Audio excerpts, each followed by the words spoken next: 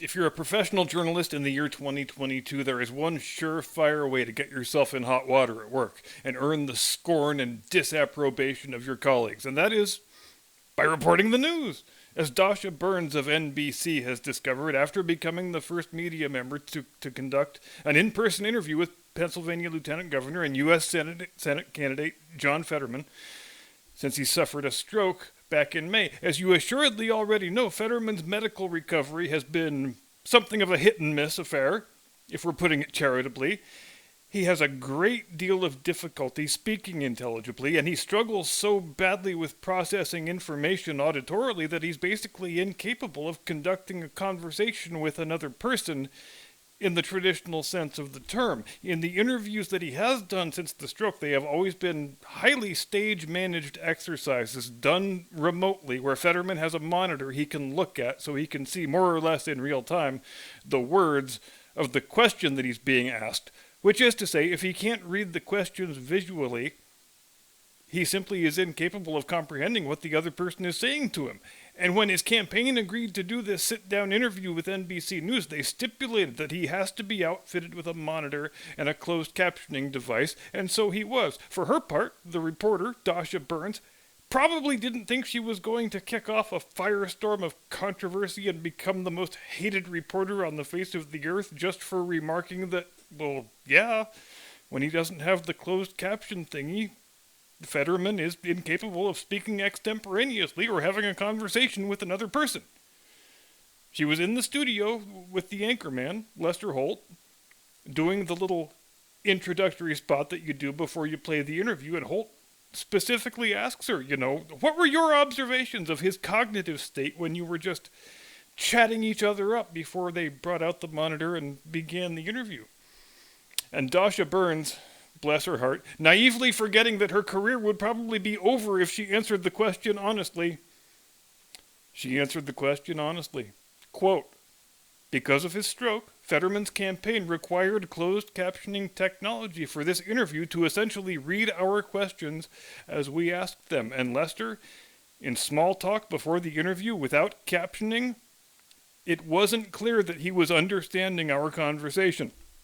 I think it was all Lester Holt could do at this point to maintain his composure, because it's not every day you're live on the air when one of your colleagues has a brain cramp and forgets the number one rule of journalism in the 21st century, which is always make the Democrats look good. As you might imagine, there was a good old Twitter shitstorm that ensued immediately after this happened, with blue check-marked fake news performance artists practically falling all over each other, declaring that nope, there is absolutely nothing wrong with John Fetterman's brain. He is perfectly fine. The man's got a mind like a steel trap, and if Dasha Burns thought she observed something different than that, well, she has to be mistaken.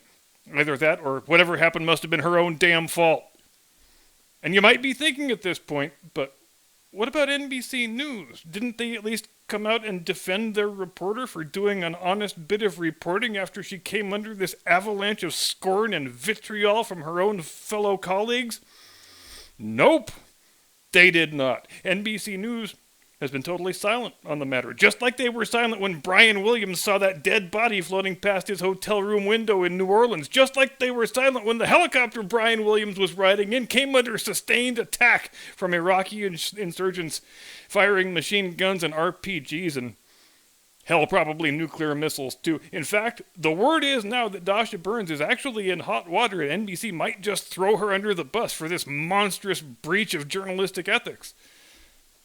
I don't know what job you thought you were signing up for, young lady, but here at NBC News we have a very detailed set of protocols and procedures, none of which involve giving an honest accounting of the events that you have just witnessed. Here at NBC, we were the only news outlet with the courage and the conviction to put the words fiery but mostly peaceful protests on our screen chyron in the summer of 2020. If you want to keep working here, Missy, I need you to be the type of reporter who stands in front of a building that is fully engulfed in flames, looters running hither and thither, gunshots and explosions popping off all around you, and you soberly intone, this protest has not been, generally speaking, unruly.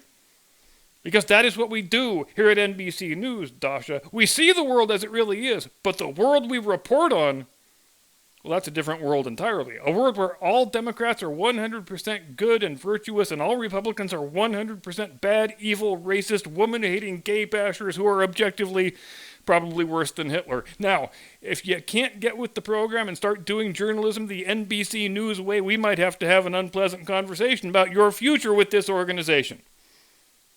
Oh, I think I've got tonight's episode title. Journalist reports the news. News industry outraged. Hit the music, Jim Eagle.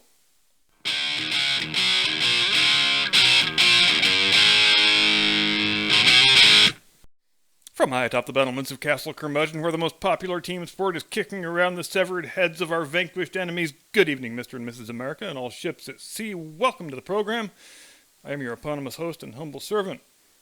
I didn't do a Columbus Day themed episode this year because I did one last year, and I probably would wind up repeating most or all of the same things, so suffice it to say, here's a quick recap. There is nothing racist about observing Columbus Day, or calling it Columbus Day, or celebrating the many achievements and the personal courage and qualities of Christopher Columbus himself. And when woke leftists casually remark that Columbus Day was established as some sort of monument to something called white supremacy, they make themselves look even more stupefyingly ignorant than they normally do anyway. Because the primary impetus behind declaring Columbus Day a federal holiday, believe it or not, was the desire to repudiate racism, specifically racism by Anglo-Saxon Protestant Americans toward Italian Catholic Americans. Yes, shockingly, it is possible for racism to be exercised by one group that today's woke left regards as white toward another group that today's woke left regards as white. The Irish can tell you all about it, just as the Italians can. We're not supposed to talk about any of this, of course. The current establishment-approved racial narrative says that all people of European extraction are white. They have never had any sort of ethnic strife with one another, and they really enjoy being mean to non-white people. That's probably what your kids are learning in history class right now as we speak. Assuming they had time for history class, because sometimes drag queen story hour runs a bit long. You've probably also heard about the current scandal involving the Los Angeles City Council, where 3 members of that august body, including the council president and a guy who happens to be the former Speaker of the California State Assembly, were caught on tape saying a bunch of racial and anti-gay epithets toward a fairly wide variety of people, including another member of the city council, Mike Bad Idea Bonin, who has a black adopted child that he apparently shares with his fake gay husband. Maybe Bad Idea Bonin is the guy Mayor Pete calls up for chest feeding tips. Who knows? Hey, Mike, Mayor Pete here. Sorry to bother you, but I'm having a hell of a time with chafed nipples here. Was just wondering if you had any advice you could offer. Like if there's some special ointment I could use or something. I'm new at all this stuff, so I need all the help I can get. I know almost as little about chest feeding an infant as I do about transportation. But as these 3 loathsome council members were having their fun little conversation about all the population groups that they can't stand, there was one part of it that woke white liberals probably found deeply confusing, and that is the part where Nuri Martinez and Kevin De Leon and Gil Cedillo, who, if you hadn't surmised it already, are all of Mexican extraction, started talking a bunch of shit about people from Oaxaca. And this is the point where, in the mind of the woke white liberal, there's all kinds of alarm bells going off. Does not compute, does not compute, does not compute. Because how the hell can Mexicans be racist toward other Mexicans? That is as inconceivable as white Americans being racist against other white Americans. As woke leftists, our whole worldview is centered around the idea that white and Latino are separate and distinct ethnic groups. Moreover, we have this weird, bizarrely incoherent belief that anybody who speaks Spanish is somehow automatically non-white. So if you come up and tell us that Fidel Castro was the whitest white guy who ever got a frickin' sunburn, we will correct you and say, nope, sorry, he spoke Spanish, he can't be white. If you tell us the 3 whitest countries in the Americas are Paraguay, Chile, and Argentina, we will calmly say, no, you ignorant slut, those people are from South America. They speak Spanish, therefore they are Latino and not white, because Latino is the opposite of white. Personally, I've known quite a few people from Oaxaca.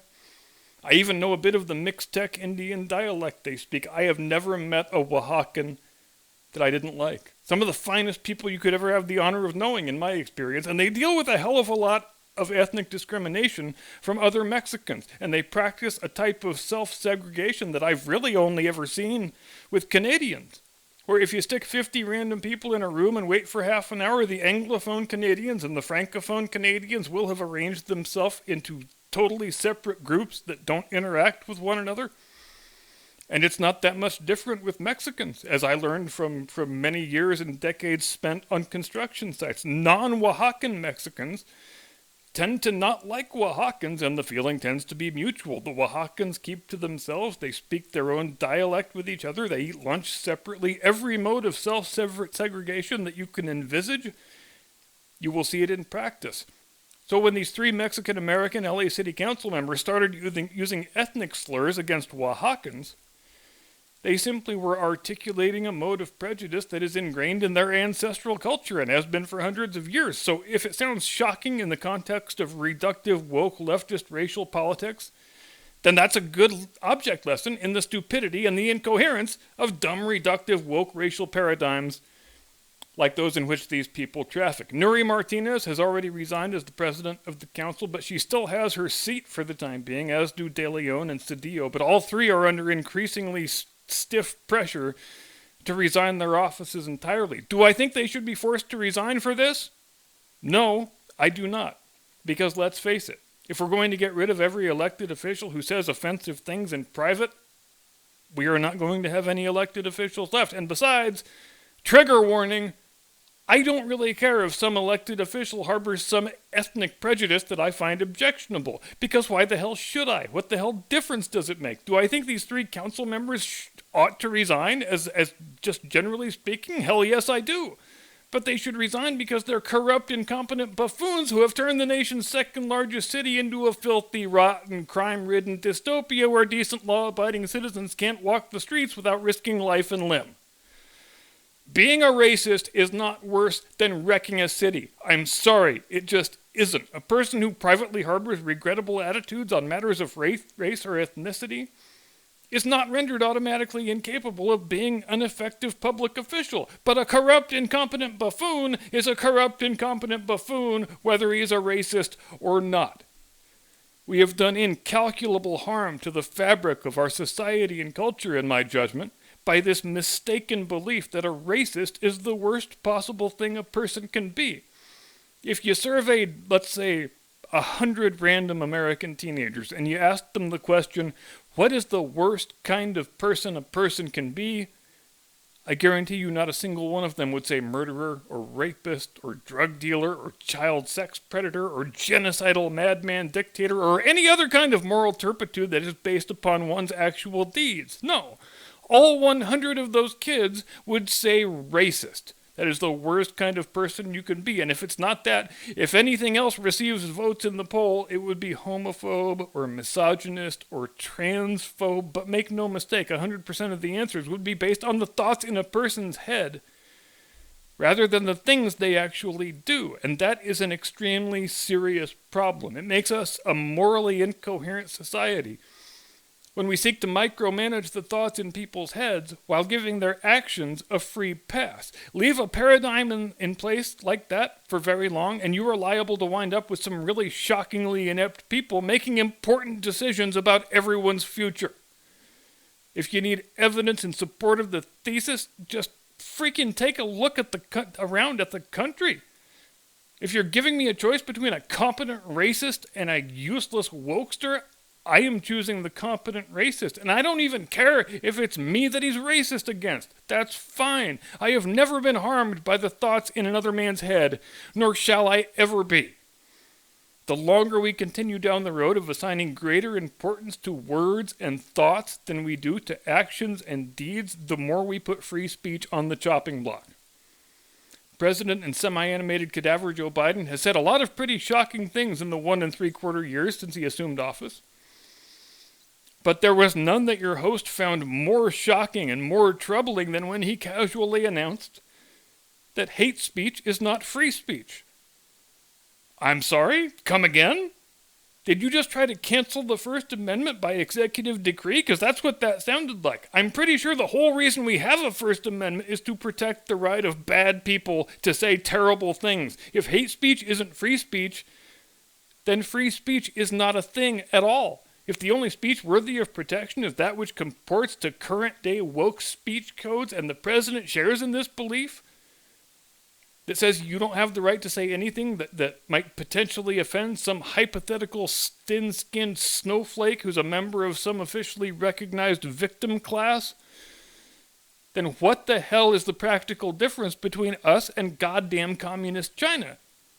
Because I'm having a difficult time seeing one. And before we go, I want to launch yet another attack on conventional wisdom, and to do that I need to bring the episode full circle back to Lieutenant Governor Mongo Fetterman. And for the record, I will make a handsome donation to his campaign if he walks up to the mic one day and says, "Fetterman not no.